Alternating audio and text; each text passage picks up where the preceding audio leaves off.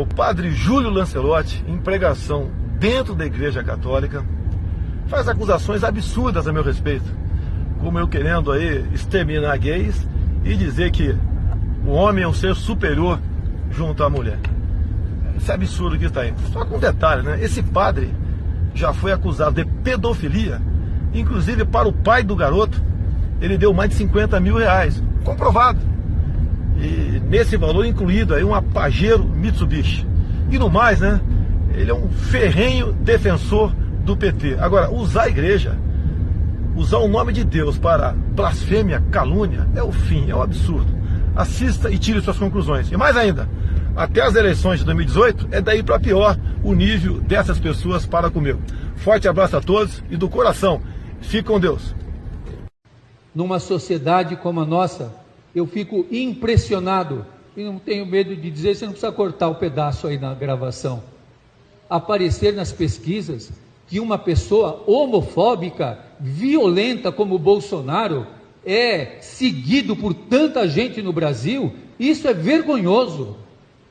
Isso é vergonhoso. Alguém que propõe a violência, que propõe o assassinato e o extermínio dos gays, propõe uma homofobia, propõe, como até alguns que são católicos, que o homem é mais importante do que a mulher, de que o homem vale mais que a mulher e que a mulher tem que ser submissa ao homem. Isso é inaceitável no tempo que nós vivemos, e nós temos que discernir se naquilo que nós falamos isso está presente.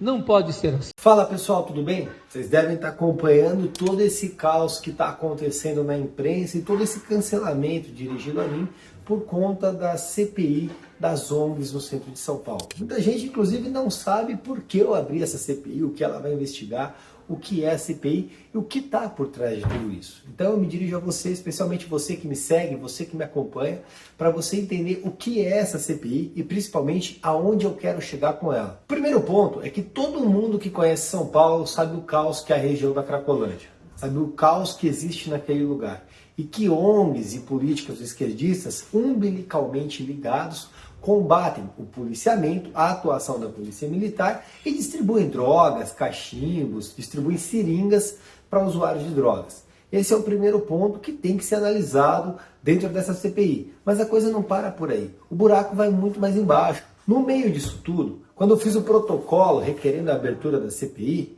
eu vou explicar para você, eu nem citei o nome do padre Júlio Lancelotti. O objetivo da CPI é investigar as ONGs que atuam na região central. ONGs que recebem dinheiro público, ONGs que têm ligação política, ONGs que eventualmente nomeiam parentes de político para trabalhar dentro delas e que no meio disso tudo exploram a miséria que existe naquele local. Porque a conta é muito simples. Se a miséria não acabar, o financiamento dessas ONGs também não vai acabar. No meio disso tudo, uma em cada 4 pessoas em situação de rua que reside no Brasil está na cidade de São Paulo. 20% dos moradores de rua, usuários de drogas ou não, estão no centro de São Paulo, na cidade de São Paulo. E isso tudo traz muito caos, constrangimento para toda a população que reside no local.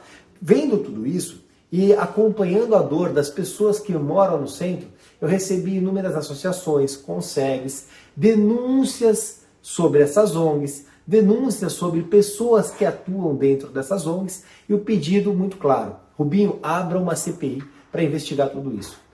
Você sabe, você que me acompanha desde o início do meu mandato, meu principal compromisso, ou melhor, desde a campanha de 2020, meu compromisso foi fiscalização. Eu não ia me furtar da minha obrigação, eu não podia prevaricar enquanto vereador, tenho que fiscalizar.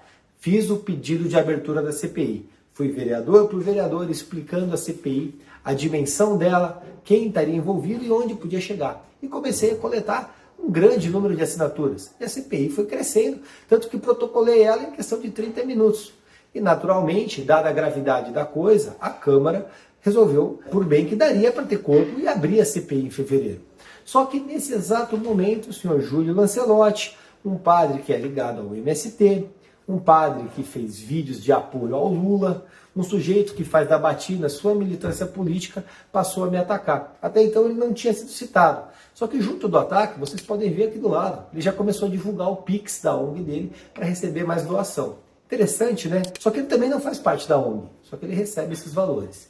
Enfim, no meio de tudo isso, a imprensa, o establishment, a mídia petista, elegeu um novo fariseu a ser cancelado. Rubinho Nunes, vamos atacar o vereador que quer investigar as ONGs. Como? Vamos mudar a dimensão da CPI das ONGs para a CPI do padre. E vamos pintar o vereador como perseguidor da Igreja Católica. Eu que sou cristão, eu que sempre apoiei as causas da igreja, passei a ser um perseguidor da igreja. E uma série de ateus, pessoas que invadem a igreja, tipo aquele atual deputado petista no Paraná, que invadiu uma igreja para atacar a igreja, essas pessoas agora estão defendendo o padre. Por quê? Porque naturalmente o padre é alinhado ideologicamente a eles. Basta você ver essa foto aqui do padre com o Lula ou essa outra aqui do padre com o Guilherme Boulos. Isso já dá um norte de atuação dele. Só que o padre, volta a dizer, não é nem citado, mas sim as ONGs. Só que essas ONGs orbitam ao redor dele.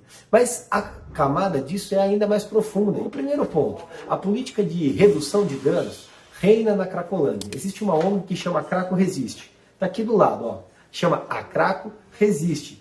E ela diz o seguinte: cachimbos, seringas e redução de danos. É um post que a ONG fez. A prioridade número 1 da ONG é combater a violência policial. Eles não querem combater o usuário de drogas, eles não querem salvar as pessoas em situação de drogas. Não, eles querem pegar o usuário de drogas e dar cachimbo para eles fumarem crack. Você acha que isso é uma política adequada? Recentemente, um trabalhador na região da Cracolândia morreu perfurado com cachimbo. E vamos concordar? Um cachimbo tem valor de mercado dentro da Cracolândia. Ele pode ser trocado por pedra de crack. Resumindo, você dá um cachimbo, você está dando uma pedra de crack para a pessoa fumar. Só que a Craco não para por aí. Olha esse outro tweet aqui. Bombas na Cracolândia. Agora, polícia que além de desumana é ineficiente. Ninguém sai da rua para usar crack porque sofre violência. E cara para a sociedade. Eles quiseram dizer que a polícia é cara para a sociedade. Chegam a gastar 14 mil só em bala de borracha e gás lacrimogêneo em um dia normal. Esse massacre tem que acabar. Que massacre? Massacre da polícia defendendo o cidadão, o trabalhador que mora na região da Cracolândia e que é refém do tráfico? Essa ONG não está a fim de tirar as pessoas da rua, não está a fim de curar nenhum usuário, porque se quiser curar o usuário, vai internar ele, internação compulsória, vai trazer ele para perto da família, acolher, tentar entender a dor do usuário e tirar da droga. Não, eles dão cachimbo, dão seringa e larga jogado ao relento. Por quê? Porque isso move uma indústria que gera milhões de reais para essas ONGs e, naturalmente, elas continuam trabalhando. Vamos concordar? Isso tem que ser analisado. Isso é de interesse público e é objeto de fiscalização. Se você quer acabar com a Cracolândia, você precisa apoiar uma CPI que investigue as ONGs que atuam na Cracolândia. É uma questão ligada, é uma linha muito reta. Mas a coisa vai além. Reclamam do gasto da polícia com bala de borracha. Eles queriam o quê? Que gastasse com bala de verdade? É bala de efeito moral para conter o dano. Só que em nenhum momento eles criticam a violência do tráfico de drogas, que fornece a droga, que achaca pessoas. Não criticam a violência dos ladrões que roubam celulares, que matam pessoas para poder continuar usando droga. Não criticam a violência do fluxo que impede moradores de saírem da própria casa. Aí essa ONG fica calada. Só para você ter uma ideia, o tráfico e o consumo de drogas é o motor da criminalidade no centro de São Paulo. Uma pesquisa recente da Unifesp, 46% dos usuários admitem roubar pessoas. 44% dos usuários admitem roubar estabelecimentos comerciais. E 35% dos usuários admitem se prostituir. E vamos concordar? São só os que admitem. É difícil uma pessoa admitir esse tipo de conduta. Agora, num universo de tanta criminalidade, o indicador é assustador. E isso dá norte do índice de criminalidade que acontece em São Paulo. Só que essas pessoas roubam, furtam, não é para se alimentar, porque a alimentação vem das ONGs. Eles roubam, furtam para usar droga. E eles têm um ambiente fértil para isso, porque a ONG continua alimentando eles naquele local e não oferece uma alternativa para deixar a criminalidade e o uso de drogas. E aí eu vou explicar para você como funciona a máfia da miséria. E é um diagrama muito simples. As ONGs combatem o policiamento. O policiamento, naturalmente, encontra resistência além dos usuários, das ONGs, dos defensores dos direitos humanos e da imprensa para entrar no local. As ONGs distribuem marmitas para os usuários. E os traficantes distribuem a droga. E ali cria-se um ambiente fértil para a manutenção da Cracolândia. A Cracolândia aumenta de tamanho em São Paulo desde a gestão Fernando Haddad. Ela existe há algumas décadas, mas é na gestão Fernando Haddad que ela aumentou. Por quê? Porque o Haddad criou o Bolsa Crack. Ele passou a pagar os usuários de drogas com dinheiro público. O que alimenta o tráfico de drogas? Justamente a Bolsa Crack. E aí, a partir do momento que o Fernando Haddad começou a pagar usuários de drogas para ficarem no centro de São Paulo, o ambiente se tornou favorável para usuários do país inteiro virem para São Paulo. E a indústria da droga cresceu ainda mais, cresceu de maneira exponencial e a Cracolândia se tornou o que é hoje. Só para você ter uma ideia, no Bolsa Crack a prefeitura dava R$15 por dia para os usuários e ainda hospedagem. E aí vem alguns dados. No primeiro dia, o preço do crack dobrou. A pedra passou de 10 para R$20.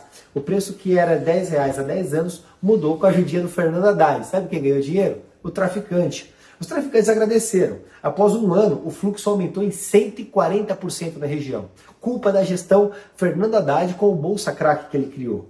As ONGs se multiplicaram nessa época, porque passaram a receber mais dinheiro da Secretaria de Assistência Social para manter as pessoas em situação de rua. E vamos concordar? Reduziu alguma coisa? Retiraram pessoas da rua? É uma das coisas que eu quero investigar na CPI, a quantidade de pessoas que foram atendidas nos últimos anos e quantos foram retirados da rua, para onde eles foram direcionados, quantos foram curados do vício da droga. Porque enviar dinheiro público para apenas distribuir marmita, você não está ajudando ninguém. Você só está custeando o tráfico com dinheiro público. Mas aí vamos aos motivos da CPI. O primeiro deles é combater e expor a máfia da miséria. Não dá para continuar pagando para ONGs manterem o tráfico de drogas. É uma conta muito simples e uma linha muito reta. Quem tem medo dessa CPI, na verdade, tem medo do tráfico de drogas ou da política de cancelamento utilizada por pessoas que se valem da miséria e do tráfico de drogas para ter o seu capital financeiro ou político mantido. Os moradores e comerciantes da região do centro de São Paulo merecem ser ouvidos e eles merecem respeito. Até hoje, a política simplesmente escuta as ONGs, os usuários de droga e os militantes dos direitos humanos. Quando nós vamos ouvir os cidadãos que carregam a cidade nas costas? Inclusive, nesse universo, eu criei a Frente Parlamentar de Defesa pelo Centro para ouvir os comerciantes, acolher suas demandas, trazer eles para perto do Poder Legislativo e propor medidas reais que tragam uma solução para as dores deles, em especial para combater a Cracolândia. E aí vem alguns dados sobre a Cracolândia apenas no ano de 2023. 7% de aumento no número de furtos, 14% de aumento nos casos de lesão corporal, ou seja, a sensação de insegurança e de criminalidade tem aumentado, junto do aumento justamente dessas ONGs que mantêm a região. Só para você ter uma ideia do resultado, mais de 50% das lojas que estavam na região fecharam as portas. É desemprego e renda indo embora de São Paulo. Renda honesta, porque a renda do tráfico continua aumentando. O problema é que no meio de tudo isso, a esquerda continua incentivando e romantizando os usuários de droga, além de endeusar aqueles que se beneficiam da miséria na cidade de São Paulo. O grande fato é que desde 2015, gestão Fernando Haddad, ONGs, artistas e usuários fazem um bloco de carnaval da Cracolândia. Pois é, tem até nome, Blocolândia.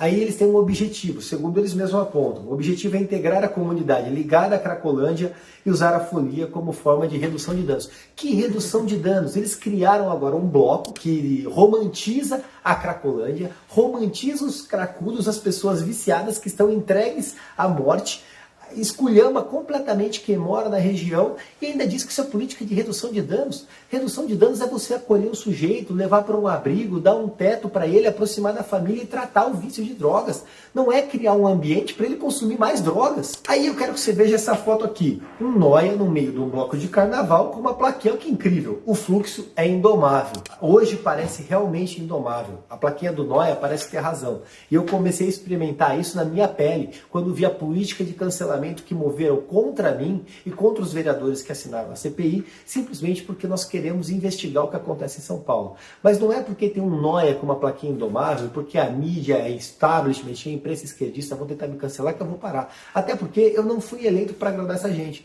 Eu fui eleito para fiscalizar. Eu fui eleito para expor as mazelas, para colocar o dedo na ferida. E isso eu vou continuar fazendo. Mas sabe o que é mais bizarro? Esse bloco da Blocolândia foi até inscrito nos blocos oficiais da cidade de São Paulo na gestão Fernando Haddad. E aceitaram. E o pior, o bloco existe até hoje. Aí tem um outro caso, que eu já mencionei inclusive no vídeo, a Craco Resiste, foi criada em 2016, também na gestão Fernando Haddad. Além de distribuir seringas e cachimbas, elas querem resolver o problema com futebol, cinema e pipoca. É exatamente isso. Elas militam contra a internação compulsória, abrindo aspas para o que diz a Craco Resiste.